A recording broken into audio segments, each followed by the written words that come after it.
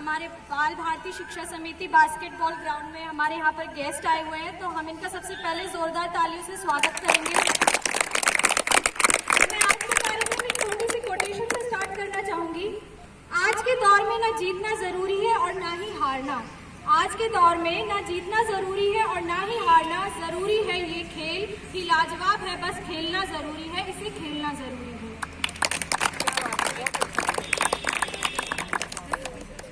बाल भारती शिक्षा समिति का उद्देश्य है कि बच्चों को ऐसी शिक्षा दी जाए जिससे उनके अंदर अनुशासन, सामाजिकता एवं राष्ट्रीयता की भावना पैदा हो सके।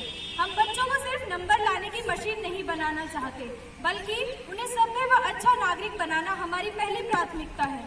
अभिभावकों को भी खेलों का महत्व समझना चाहिए और अपने बच्चों के सर्वांगीण विकास के लिए उन्हें कोई न कोई खेल खेलने के लिए प्रेरित करना चाहिए, ताकि हमारे बच्चे स्वस्थ, चरित्रवान, बलशाली, शिक्षित और सक्षम बन सके। जिंदगी में परिस्थितियां कभी भी बदल सकती हैं, इसलिए खुद को मजबूत और सशक्त बनाना होता है। खेल हमें खुद पर भरोसा करना सिखाते हैं और हर मुश्किल और कठिनाई से लड़ना सिखाते हैं। आज हम दुनिया के दूसरे सबसे तेज खेल बास्केटबॉल में बालिकाओं की खेल प्रतिभा देखने के लिए इकट्ठे हुए हैं। आज हमारे बीच उपस्थित हैं श्री सुभाष अग्रवाल जी हैं, जो कि बाल भारती शिक्षा समिति के कोषाध्यक्ष हैं। हम इनका यहाँ पर हार्दिक स्वागत करते हैं। हमारे बीच अनीता पुरवाल मैम भी हैं और ये एथलीट भी हैं और एक स्पोर्ट्स पर्सन है। हमारे बीच श्वेता यादव मैम है, ये प्रकृति प्रेमी है और इनको अक्सर आप जब भी जाएंगे सुबह इनको बाला किला पे जरूर देख सकते हैं। तो इसी के साथ मैं यहाँ पर आप सभी का बहुत बहुत स्वागत करती हूँ और मैं अभी सर सुभाष अग्रवाल सर से रिक्वेस्ट करूंगी कि वो आए और बच्चों को मोटिवेट करें।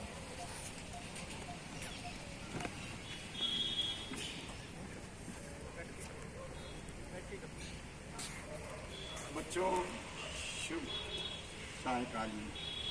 आज हम बच्चों को खेल के प्रति जागरूक करने के लिए हमारे कार्ला सब ने इतना मेहनत और वो कर रहे हैं मोटिवेशन, तो आप लोगों को इनके एक्सपीरियंस से, इनके निर्देशन में आपको फ़ायदा, मतलब उनका फ़ायदा उठाना चाहिए। नहीं तो बिना खर्चे के आपको फ़ायदा मिल रहा है और इसलिए ही मिल रहा है कि आपका सर्वांगीण विकास हो, बुद्धि का भी और भौतिक रूप से भी। तो आप लोगों को ये खेलों में बहुत अच्छे से रुचि लेनी है। साथ साथ पढ़ाई तो है ही, लेकिन उसके साथ ये काम आपको करना चाहिए जिससे आपकी फिजिक बढ़िया रहे और बीमारियों से दूर रहे। बस ये। Thank you so much sir. अब मैं अनीता पुरवाल मैम से भी रिक्वेस्ट करूंगी कि मैम भी अपने शब्दों से बच्चों को मोटिवेट करें।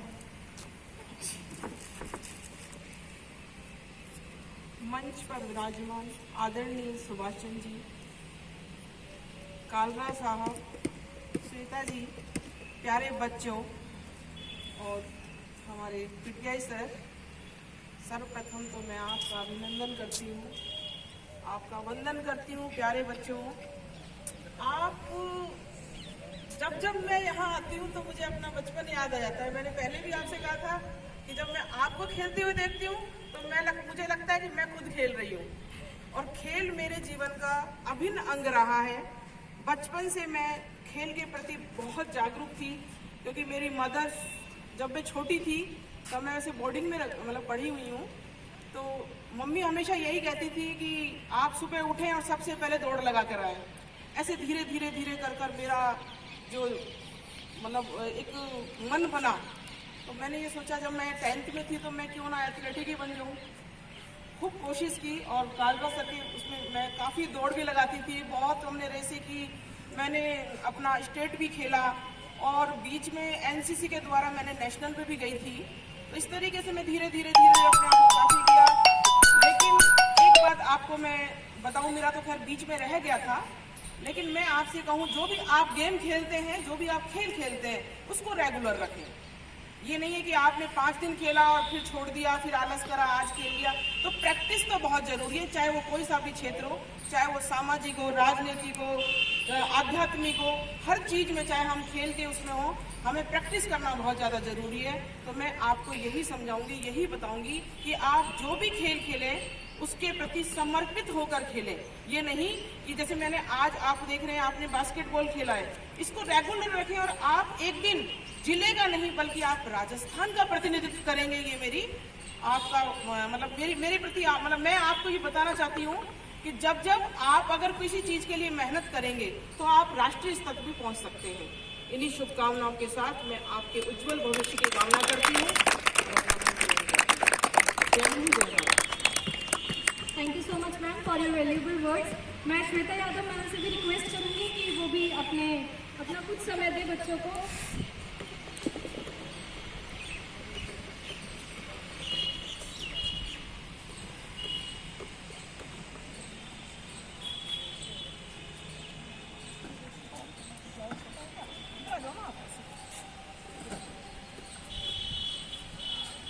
हेलो बच्चों,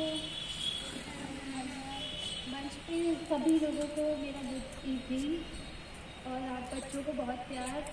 मैं श्वेता यादव, मैं एडवोकेट हूँ और मैं बचपन से ऐसी नहीं थी जैसा अब आपको मुझे देख के लग रहा है। मैं बचपन में काफ़ी वीक थी और बहुत ज़्यादा लग्जरी में रही थी और मेरी मॉम सुबह उठते पहले मेरे मुंह पे ग्लास लगाती थी तब मैं उठती थी, अदरवाइज़ मैं सोती रहती थी। तो मुझे धीरे धीरे मुझे कुछ डिजीज़ ने घेर लिया। मैं हेल्दी चाइल्ड नहीं थी, तो मुझे मेरे पापा ने बोला कि रामदेव बाबा आते हैं जो आस्था टीवी पे आते हैं, तो तुम उन्हें देखो और उसके बाद तुम सीखो, तो जिससे तुम्हारी हेल्थ थोड़ी बेटर हो। तो मैंने वो करना शुरू किया। धीरे धीरे मैंने करना शुरू किया तो मुझे मोटिवेशन मेरे सिर्फ पापा देते थे। बाकी सब लोग कहते थे कि भाई आप योगा करती हो, और अगर मुझे एक भी छींक आ जाए तो मेरा भाई तो मुझे बहुत बुली करता था। वो कहता था योगा करने वालों के भी छींकें आ रही हैं। लेकिन मैंने ना कभी डीमोटिवेट नहीं, मैं धीरे धीरे करती रही।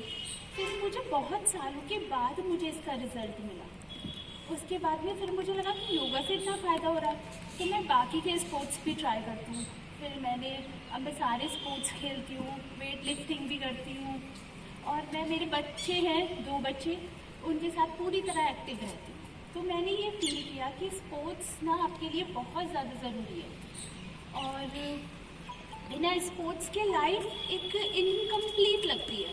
आपको आपकी लाइफ कभी कंप्लीट नहीं लगेगी, आप फुल हैप्पी नहीं रह सकते बिना स्पोर्ट्स के।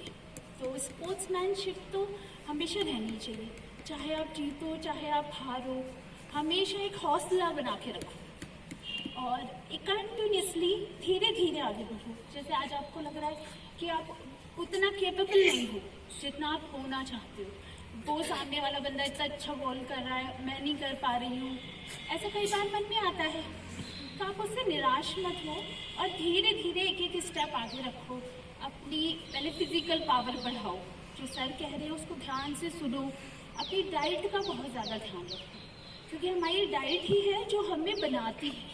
अगर आप पिज़्ज़ा खाओगे तो आप पिज़्ज़ा जैसे बनोगे, आप बर्गर खाओगे बर्गर जैसे बनोगे, और अगर आप हेल्दी इंडियन फूड खाओगे तो आप उसके जैसे बनोगे। आपने हेल्दी इंडियन फूड देखा है ना, राइस, रोटी, देखने में भी कितने सुंदर लगते हैं। कुछ बच्चों को तो पिज़्ज़ा और बर्गर भी सुंदर लगते हैं, लेकिन मैंने खुद मतलब पर्सनली मेरा एक्सपीरियंस है कि ये चीज़ों से दूर रहें, जंक फूड से दूर रहें। बंद पैकेट को कभी खोलो मत, उसको बंद ही रहने दो। हमेशा हेल्दी और अपनी मम्मा के हाथ का बनाया हुआ, दादी के हाथ का बनाया हुआ, और खुद भी हेल्प करके छोटी छोटी चीज़ें सीख के स्मूदी और अच्छा खाना खाओ, मतलब हेल्दी फ्रूट्स, वेजिटेबल्स, मिल्क अपनी लाइफ में इनकलकेट करो, उनको लो, उसका इंटेक बढ़ाओ और धीरे धीरे आपकी फिजिकल पावर बढ़ जाएगी। और सर बहुत अच्छा कर रहे हैं, सर से मैं बहुत इंस्पायर्ड होती हूँ। वो मुझे हमेशा बाला किला में मिलते हैं।